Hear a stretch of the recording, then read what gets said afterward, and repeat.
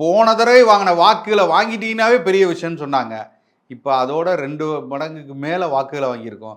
எந்த இடத்துல ஒரு பாஜகக்காரரோ ஒரு அதிமுகக்காரரோ நாம் தமிழர் கட்சிக்கு ஓட்டு போடுவாங்க? அதை சிந்திக்க வேணாமா அவங்க?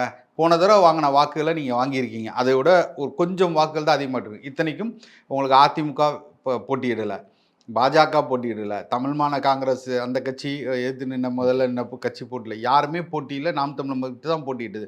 இத்தனைக்கும் நாங்கள் பெரியார் பிறந்த மண்ணில் பெரியாரை சொன்ன தவறான விஷயங்களை நாங்கள் தோலிழுத்து காட்டி நாங்கள் அந்த தேர்தலில் நின்னோம்.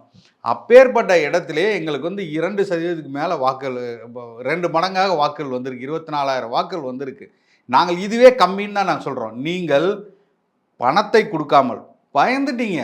நாம் தமிழர் கட்சியை பார்த்து நீங்கள் பயந்துட்டீங்க. அந்த இடத்துல வேறு வழியே இல்லாமல் தெரு தெருவாக அவங்கள நடக்க வச்சு 500 ரூபாயும் 1000 ரூபாயும் எந்த கட்சிக்கு நீங்கள் வாக்களிக்கலைனாலும் பரவாயில்ல, நாம் தமிழருக்கு வாக்களிச்சிடாங்க.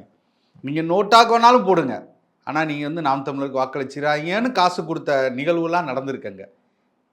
அது பரவாயில்லைங்க, அது கூட பரவாயில்ல.